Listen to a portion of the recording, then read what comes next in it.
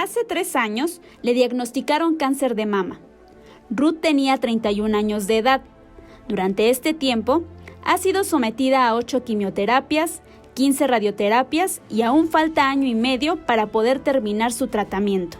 Son 5 años todavía, estoy yendo a revisiones, gracias a Dios ahorita no me ha regresado, pero sí pues prácticamente estoy como mutilada porque tengo cicatrices aquí, cicatrices acá, más cicatriz aquí. ¿Por qué? Porque a cada rato abrían, porque se me complicaba la quimioterapia, la radioterapia.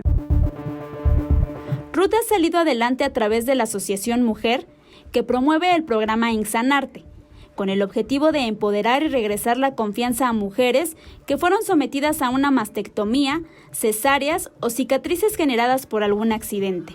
Esa resignificación, el poder llegar a aceptarlo y después de aceptarlo poder decir, sigo siendo yo. No me hace falta nada, me quitaron una parte, pero le voy a resignificar mi cuerpo. Y entonces, bueno, pues hay muchas que deciden ponerse implantes, que deciden, bueno, pues venir aquí y hacerse el tatuaje de la areola, el pezón. Hay quienes deciden, bueno, pues hoy tengo una cicatriz de esas cesáreas que les hacen del ombligo hacia abajo, que se ven horribles, y después todo el tema de las estrías. Bueno, pues se deciden hacer un diseño y bueno, pues se ven de diferente manera en el espejo.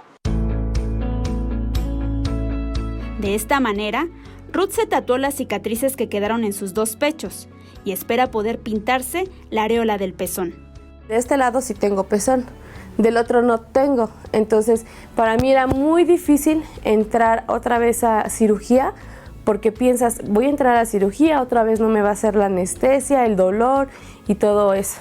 Entonces yo le pregunto al doctor que si me puedo hacer un tatuaje, y el doctores me dicen que sí, que no hay problemas, o sea, el cáncer no afecta a un tatuaje. Yo me estoy haciendo una flor de loto. Esa flor de loto quiere decir que pues esa flor nace del fango, de lo más feo, y al último es una flor muy bonita. Pues sí te empodera como mujer, ¿no? Porque pues ya te sientes pues mejor, puedes hasta utilizar pues ropita o algo así ya sin que se te vea la cicatriz.